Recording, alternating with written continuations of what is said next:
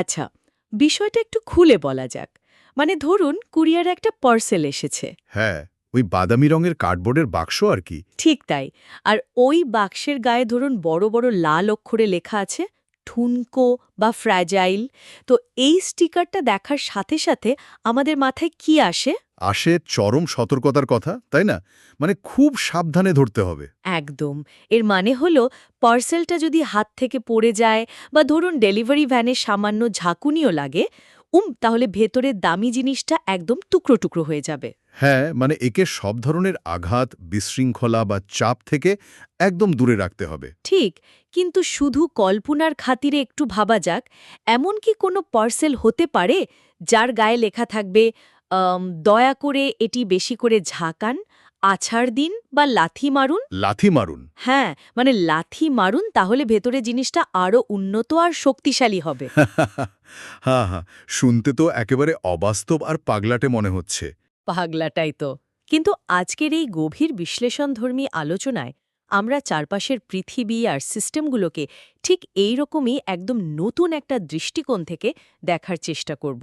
দারুণ একটা বিষয়। হ্যাঁ, আর আজকের এই আলোচনার মূল উৎস হল নাসিম নিকোলাস তালেবের বিখ্যাত আর যুগান্তকারী বই anti fragile things that gain from disorder. ওই পার্সেলের ধারণাটা শুনতে যতই অদ্ভুত লাগুক না কেন, বাস্তবে এমন জিনিসের অস্তিত্ব শুধু যে আছে তাই নয়, হুম। বরং আমাদের টিকে থাকার জন্য এই মেকানিজমটি কিন্তু একদম অপরিহার্য।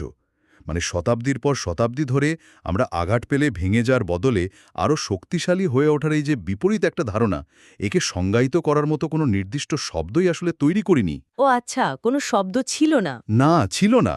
আর নাসিম তালেব তাই এর একটি নতুন নাম দিয়েছেন, অ্যান্টি ফ্র্যাজাইল। অ্যান্টি ফ্র্যাজাইল শব্দটা বেশ ভারী, তাই না? হ্যাঁ, কিন্তু এই ধারণাটা একবার গভীরভাবে বুঝতে পারলে আমাদের দৈনন্দিন জীবনের সিদ্ধান্ত নেওয়া, ক্যারিয়ারের ঝুঁকিগুলো পরিমাপ করা আর সর্বোপরি আমাদের এই পরিবর্তনশীল বিশৃঙ্খল পৃথিবীকে বোঝার পুরো দৃষ্টিভঙ্গিটাই বদলে যাবে। তার মানে আমরা বুঝতে পারব কেন কিছু বিশাল প্রতিষ্ঠান সামান্য আঘাতেই একদম তাসের ঘরের মতো ভেঙে পড়ে। একদম ঠিক। আর কেন কিছু জিনিস সময়ের সাথে সাথে একের পর এক বিপর্যয়ের ভেতর দিয়ে গিয়েও আরও বিকশিত হয়। আচ্ছা, এই বিষয়টা পরিষ্কার করার জন্য বইটিতে তো একটা চমৎকার কাঠামোর কথা বলা হয়েছে। হ্যাঁ, লেখক পুরো বিষয়টিকে ৩টি মূল ভাগে ভাগ করেছেন। রাইট। একটি হলো ঠুনকো বা ফ্র্যাজাইল, আরেকটি মজবুত বা রোবাস্ট এবং শেষেরটি হলো এই নতুন ধারণা অ্যান্টিফ্র্যাজাইল। তো প্রথমটি দিয়ে শুরু করা যাক। হ্যাঁ, প্রথমটি মানে ঠুনকো জিনিসের উদাহরণ হিসেবে আমরা ড্যামোক্লেসের তলোয়ারের ওই বিখ্যাত উপকথাটির কথা ভাবতে পারি। ওই যে মাথার উপর তলোয়ার ঝোলানো থাকে, একদম ড্যামোক্লেসের মাথার ওপর ঘোড়ার লেজের মাত্র একটি সরু চুল দিয়ে একটা অত্যন্ত ভারী আর ধারালো তলোয়ার ঝোলানো ছিল। এর অবস্থাটা একটু কল্পনা করা যাক। মানে তলোয়ারটি তো যে কোনো মুহূর্তে ছিঁড়ে পড়তে পারে। হ্যাঁ, এটি পরিবর্তন সময় আর সামান্যতম বিশৃঙ্খলাকেও রীতিমতো ঘৃণা করে। একটু বাতাস এলেই কিন্তু ড্যামোক্লেসের জীবন শেষ। এটা তো গেল উপকথা। আমাদের রোজকার জীবনের উদাহরণ দিলে কি হবে? ও যে ড্রয়িং রুমের শোকেসের সাজিয়ে রাখা দামি চীনামাটির চায়ের কাপের কথা বলা যায়। এই কাপগুলো সময় আর আঘাতকে ভীষণ ভয় পায়। হ্যাঁ, একটু ধাক্কা লাগলেই শেষ। আর ঠিক এই জায়গাতেই চলে আসে দ্বিতীয় ধারণাটি, মানে মজবুত বা রোবাস্ট। মজবুত বলতে তো আমরা সাধারণত এমন কিছুকে বুঝি যা সহজে ভাঙে না, তাই না? হ্যাঁ, উপকথার জগৎ থেকে এর উদাহরণ দিতে গেলে গ্রিক পুরাণের ফিনিক্স পাখির কথা বলা যায়। ও আচ্ছা, ফিনিক্স পাখি। ফিনিক্স পাখি তো আগুনে পুড়ে একদম ছাই হয়ে যায় আর আবার সেই ছাই থেকে ঠিক আগের রূপেই ফিরে আসে। এখানে সবচেয়ে চমকপ্রদ বিষয়টা হলো ফিনিক্স পাখি ধ্বংসযোগ্য বা আঘাত সহ্য করতে পারে ঠিকই, কিন্তু এর কোনো উন্নতি হয় না। সে আগে যেমন ছিল পুড়ে যাওয়ার পরও ঠিক তেমনই থাকে। মানে কোনো পরিবর্তন হয় না। একদম না। আমাদের চারপাশে এমন অনেক কিছু আছে যা মজবুত। ধরুন একটা বড় পাথরের টুকরো বা লোহার সিন্দুক সহজে তো ভাঙে না। কিন্তু হাতুড়ি দিয়ে পেটালে লোহার সিন্দুকটা আগের চেয়ে শক্তিশালীও হয়ে ওঠে না। ঠিক ধরেছেন। আমরা প্রায় রেজিলিয়েন্ট বা মজবুত জিনিসকে অ্যান্টিফ্র্যাজাইল ভেবে ভুল করি। মজবুত জিনিস কেবল টিকে থাকে, সে বিশৃঙ্খলাকে সহ্য করে। কিন্তু অ্যান্টিফ্রাজাইল জিনিস বিশৃঙ্খলা বা আঘাত পেলে আগের চেয়ে উন্নত হয়। একদম তাই। তাহলে অ্যান্টিফ্রাজাইলের উপকথা ভিত্তিক উদাহরণ আসলে কোনটা হতে পারে? ওই বইয়ে গ্রিক রূপকথার হাইড্রা নামক দানবের কথা বলা হয়েছে। ও হ্যাঁ, হাইড্রা। এই দানবের একটা মাথা কাটলে ওই কাটা জায়গায় নতুন দুটো মাথা গজায়। হ্যাঁ, মানে এটি আঘাত বা ক্ষতিকে আক্ষরিক অর্থেই ভালোবাসে। তাকে আঘাত করলেই সে লাভবান হয়। কিন্তু উপকথা তো উপকথাই। বাস্তব জগতে কি হাইড্রার মতো কিছু আছে আদৌ? হ্যাঁ, আছে তো। ঠিক, এখানে বিষয়টা দারুণ কৌতূহল উদ্দীপক হয়ে ওঠে। যদি আমরা জড় বস্তু আর জীবন্ত প্রাণের তুলনা করি, তবে বিষয়টা আরও পরিষ্কার হবে। আচ্ছা, বলুন তো। বইয়ের ওই ওয়াশিং মেশিন বনাম বিড়ালের দুর্দান্ত উদাহরণটার কথা ভাবা যাক। হ্যাঁ, ওয়াশিং মেশিন তো একটা অত্যন্ত জটিল আর দামি যন্ত্র। ঠিক, কিন্তু এটা যত বেশি ব্যবহার করা হবে, ধীরে ধীরে এর পার্টসগুলো তত নষ্ট হবে। একদিন এটি পুরোপুরি অকেজো হয়ে যাবে। এটি হলো ফ্রেজাইল বা ঠুনকো। অন্যদিকে ধরুন বিড়াল, একটা জীবন্ত সত্তা।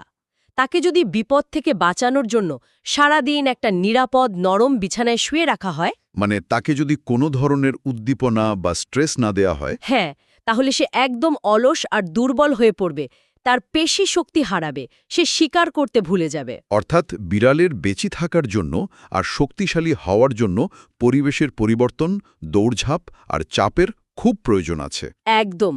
এই যে যন্ত্র বনাম জীবের উদাহরণ, এটি আসলে এই তত্ত্বের একদম গভীরে যাওয়ার একটা দরজা। ঠিক বলেছেন।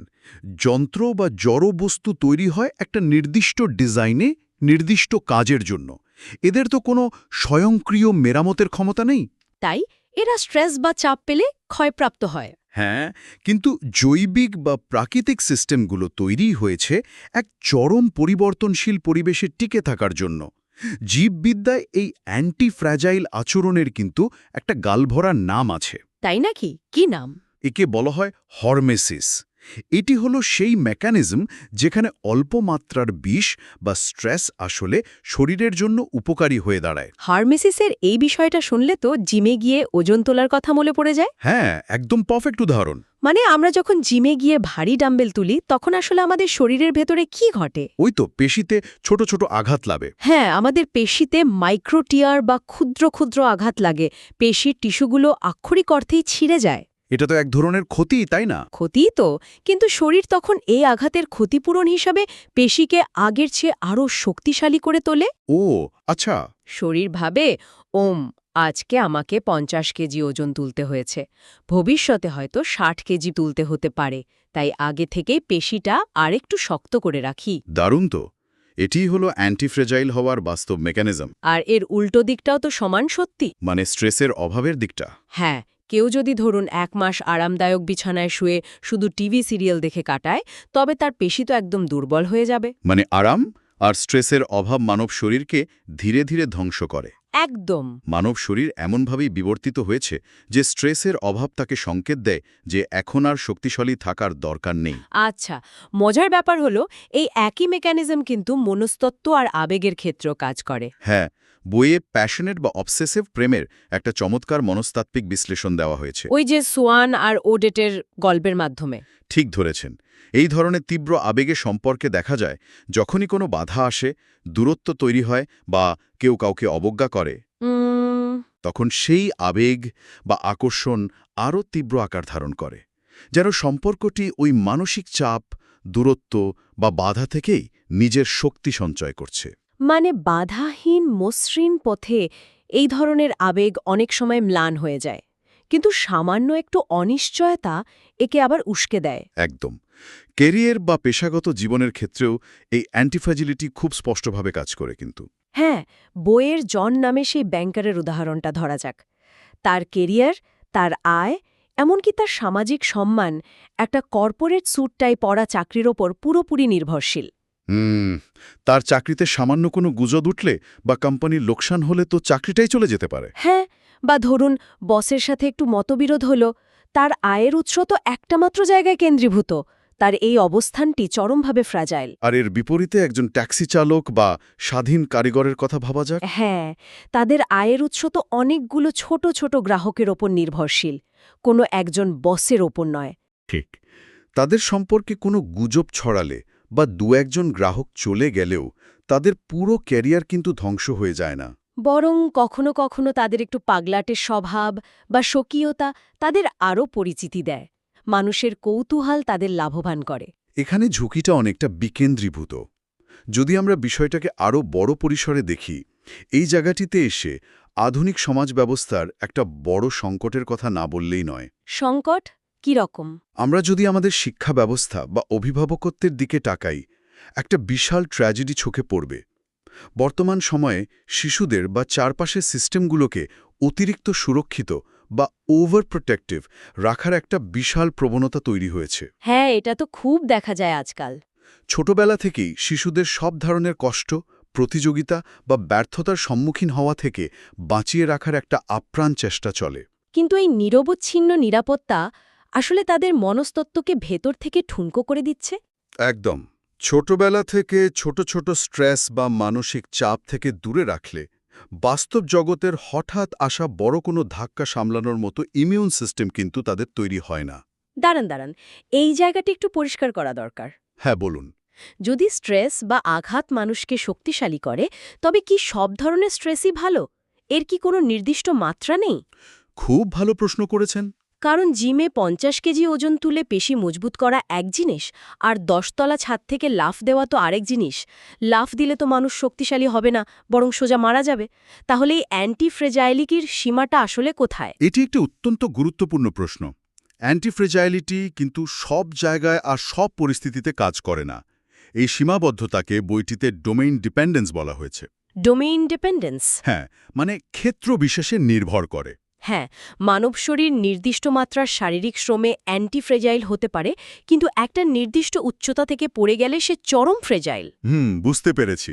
মূল কথা হলো স্ট্রেস বা আঘাতটা এমন হতে হবে যা পুরো সিস্টেমকে একেবারে ধ্বংস করে দেবে না। সিস্টেমকে এমন একটা অবস্থায় থাকতে হবে যেন সে ওই ছোট ক্ষতি থেকে শিক্ষা নিয়ে ঘুরে দাঁড়ানোর সুযোগ পায়। তার মানে একটা বড় ধ্বংসাত্মক আঘাত কখনোই অ্যান্টি ফ্র্যাজাইল নয়। একদম না। তার মানে যদি ছোট ছোট আঘাত বা স্ট্রেস ভালো হয়, তাহলে জীবনে ভুল করাও কি ভালো? এই তো আসল পয়েন্টে এসেছেন। ছোটবেলা থেকে তো আমাদের শেখানো হয় যে ভুল করা মানেই ব্যর্থতা, ভুল করা মানেই পিছিয়ে পড়া। কিন্তু এখানে মনে হচ্ছে একটা বড় সিস্টেম তার ভেতরের ছোট ছোট উপাদানগুলোর ভুল বা ব্যর্থতা থেকেই সবচেয়ে বেশি শক্তিশালী হয়। ঠিক। এর পেছনের বিজ্ঞানটা কিন্তু আরও অদ্ভুত। চলুন এভিয়েশন বা বিমান শিল্পের উদাহরণটা দেখা যাক। হ্যাঁ, বইয়ের দুর্দান্ত একটা উদাহরণ এটা। যখনই কোনো বিমান দুর্ঘটনা ঘটে, তা নিঃসন্দেহে অত্যন্ত মর্মান্তিক। কিন্তু পুরো এভিয়েশন সিস্টেম ওই একটা দুর্ঘটনা থেকে কিভাবে লাভবান হয়?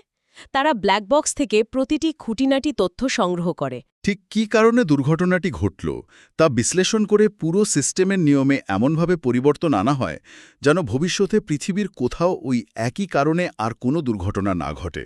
অর্থাৎ একটা বিমানের ধ্বংস হওয়া বা ভুলটি পুরো এভিয়েশন সিস্টেমের জন্য একটা ভ্যাকসিন বা টিকার মতো কাজ করে। এখানে এভিয়েশন সিস্টেমটি হল অ্যান্টি ফ্র্যাজাইল। কিন্তু এর বিপরীতে ব্যাংকিং বা ফাইন্যান্সিয়াল সিস্টেমের কথা ভাবুন।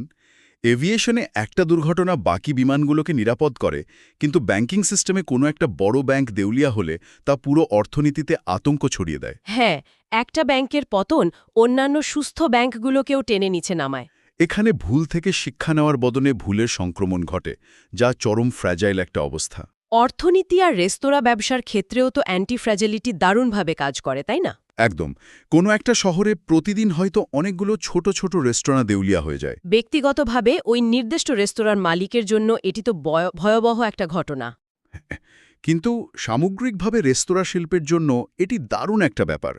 কারণ ওই ব্যর্থতাগুলো থেকে শিক্ষা নিয়ে অন্যরা বুঝে যে কোন ধরনের খাবার বা সার্ভিস মানুষ পছন্দ করছে না। দুর্বলগুলো ঝরে যায় আর দক্ষ রেস্তোরাঁগুলো টিকে থাকে। এতে সামগ্রিক খাবারের মান বৃদ্ধি পায়। হ্যাঁ, সামগ্রিক ব্যবস্থা বা সিস্টেম সবসময় ব্যক্তিকে ঘৃণা করে। দাঁড়ান, মানে কি সিস্টেম মানুষকে ঘৃণা করে? শুনতে তো চরম নিষ্ঠুর। শুনতে নিষ্ঠুর মনে হলেও প্রকৃতির নিয়ম এমনই।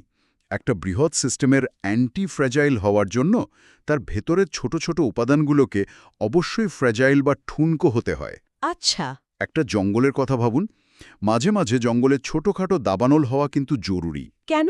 কারণ এটি মৃত গাছপালা পুড়িয়ে পরিষ্কার করে দেয়, যার ফলে নতুন গাছের জন্ম হতে পারে। ওই ছোট দাবানলে যে গাছগুলো পুড়ে যাচ্ছে তাদের দিক থেকে দেখলে ঘটনাটি তো চরম নিষ্ঠুর। কিন্তু পুরো জঙ্গলের দীর্ঘমেয়াদী অস্তিত্বের জন্য এই মৃত্যুগুলো অপরিহার্য। বিবর্তনের ক্ষেত্রেও আমরা একই জিনিস দেখি। জেনেটিক কোড হল অ্যান্টিফ্র্যাজাইল, কিন্তু সেই জিন বহনকারী জীব বা প্রাণীকে মরতে হয়। ব্যক্তির ব্যর্থতা বা মৃত্যুর মাধ্যমেই প্রকৃতি ঠিক করে কোন জিনগুলো ভবিষ্যতের জন্য সবচেয়ে উপযুক্ত। একদম তাই। তাহলে এই সব কিছুর অর্থ আসলে কি দাঁড়াচ্ছে? এই বিষয়টি সত্যিই তো ভাবনার জগৎ নাড়িয়ে দেয়। তার মানে ছোট ছোট নিয়ন্ত্রিত ভুলগুলো আসলে এক একটি অত্যন্ত মূল্যবান তথ্য বা ইনফরমেশন। এই ভুলগুলো আমাদের সিগন্যাল দেয় কোন পথে হাঁটা উচিত নয়। হ্যাঁ, আর এই তথ্যগুলোই ভবিষ্যতের বড় বিপর্যয় থেকে বাঁচায়। কিন্তু এখন তো একটা বড় প্রশ্ন চলে আসে। কি প্রশ্ন? এই এত সব বিশাল তত্ত্ব তো আমরা জানলাম, কিন্তু রোজকার জীবনে আমরা কিভাবে এই ধারণাগুলোকে কাজে লাগাবো? কিভাবে নিজেদের কেরিয়ার, বিনিয়োগ বা ব্যক্তিগত জীবনকে অ্যান্টি-ফ্রাজাইল হিসেবে গড়ে তোলা যায়? এর জন্য বইটিতে একটা দারুণ প্রায়োগিক কৌশল নিয়ে আলোচনা করা হয়েছে, যার নাম the barbell strategy. The barbell strategy. হ্যাঁ, যারা অর্থনীতি বা বিনিয়োগের সাথে জড়িত তারা এই শব্দটা হয়তো শুনে থাকবেন, কিন্তু এটি জীবনের যে কোনো ক্ষেত্রেই প্রয়োগ করা সম্ভব। জিমে যে বারবেল ব্যবহার করা হয় তার আকৃতিটা একটু কল্পনা করা যাক। এর দুই প্রান্তে ভারী ওজন থাকে আর মাঝখানটা একেবারে ফাঁকা থাকে। ঠিক। জীবনের ক্ষেত্রে এর মানে হল মাঝারি ধরনের কোনো ঝুঁকি না নিয়ে বরং চরম দুটি প্রান্তে অবস্থান করা। হ্যাঁ, মাঝারি ঝুঁকিগুলো মানুষকে একটা মিথ্যা নিরাপত্তার অনুভূতি দেয়, যা আসলে সবচেয়ে বেশি বিপজ্জনক। এর বদলে একদিকে চরম সতর্কতা অবলম্বন করা আর অন্যদিকে ছোট ছোট কিন্তু চরম সম্ভাবনাময় ঝুঁকি নেওয়া। ধরুন একটা উদাহরণ দেওয়া যাক। হ্যাঁ, বলুন। পেশায় হয়তো কেউ একজন অত্যন্ত স্থিতিশীল অ্যাকাউন্ট্যান্ট বা সরকারি চাকরিজীবী। এখানে তার কেরিয়ারের ঝুঁকি তো একদম শূন্য, মাসের শেষে নিশ্চিত বেতন আসছে। কিন্তু অবসরে সে হয়তো কোনো পাগলাটে রকস্টারের মতো শখ পূরণ করছে বা এমন কোনো প্রযুক্তিগত স্টার্টআপে কাজ করছে যার সফল হওয়ার সম্ভাবনা হয়তো মাত্র 1%। আর ঠিক এই জায়গাটিতেই বারবেল স্ট্র্যাটেজির আসল জাদু কাজ করে। কিভাবে? এই স্ট্র্যাটেজির মূল সুবিধা হল এখানে ডাউনসাইড বা ক্ষতির দিকটা পুরোপুরি সুরক্ষিত।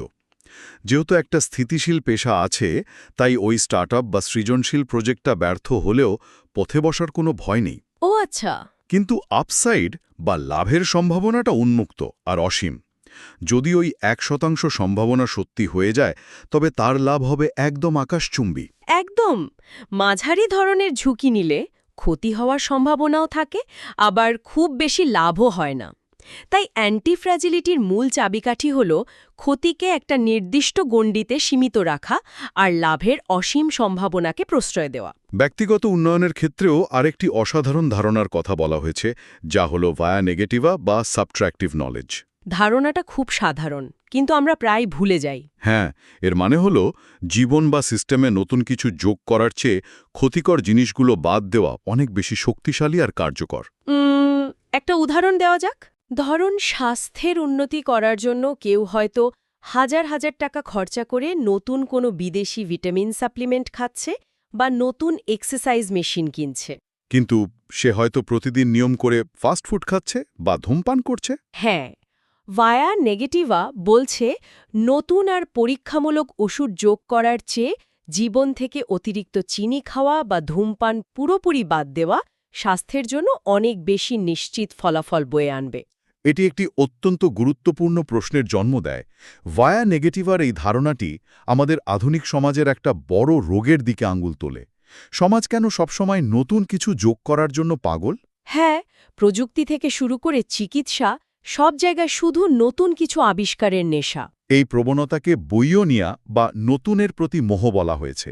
আমরা কেন বুঝতে পারি না যে সিস্টেম থেকে দুর্বলতা আর ক্ষতিকর উপাদানগুলো ছেঁটে ফেলাই সবচেয়ে বড় উন্নয়ন? নতুন কিছু যোগ করলে তার সাথে এমন কিছু অজানা সমস্যা বা সাইড এফেক্ট যুক্ত হতে পারে যা আমরা আজ টেরই পাচ্ছি না। একদম ঠিক। প্রযুক্তির ক্ষেত্রে এই নিওমেনিয়া বা নতুনের প্রতি মোহ কিন্তু খুব বেশি দেখা যায়। নতুন কোনো গ্যাজেট বাজারে আসলেই মানুষের সে কি উত্তেজনা। কিন্তু এখানে দ্য লিন্ডি এফেক্ট নামে চমৎকার একটা তত্ত্ব আছে। Lindy effect? হ্যাঁ, এই তত্ত্ব অনুযায়ী কোনো ধারণা, প্রযুক্তি বা শিল্পকর্ম যত বেশি দিন ধরে টিকে আছে, ভবিষ্যতে তার টিকে থাকার সম্ভাবনা তত বেশি। এই লিন্ডি এফেক্টের পেছনের মেকানিজমটা কিন্তু ওই অ্যান্টি-ফ্র্যাজিলিটি থেকেই আসে, তাই না? হ্যাঁ, সময় হলো সবচেয়ে বড় বিচারক আর সবচেয়ে বড় বিশৃঙ্খলা সৃষ্টিকারী। সময়ের সাথে সাথে যুদ্ধ, মহামারী, অর্থনৈতিক ধস, ফ্যাশনের পরিবর্তন সবকিছুই আসে। যে জিনিসটা এই সব ছোট বড় আঘাত সহ্য করে টিকে আছে, তার মানে তার ভেতরে এমন কিছু আছে যা ফ্রাজাইল নয়। এই কারণেই একটা মুদ্রিত বই শত শত বছর ধরে টিকে আছে, তাই এটি আরও শত বছর টিকে থাকার সম্ভাবনা প্রবল।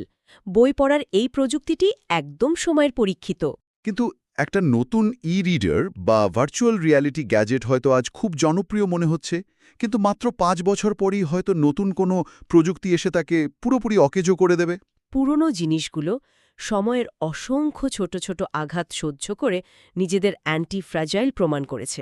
আর ক্ষতি বা ঝুঁকি বোঝার ক্ষেত্রে বইয়ের রাজা আর তার ছেলের গল্পটা অথবা পাথর বনাম নুড়ি পাথরের অ্যানালজিটা এখানে দারুণভাবে প্রাসঙ্গিক। এটি ব্যাখ্যা করে কেন ছোট ছোট আঘাত আর বড় আঘাতের মধ্যে আকাশ পাতাল পার্থক্য। হ্যাঁ, সেই পাথর বনাম নুড়ি পাথরের অ্যানালজিটা এটা দারুণ।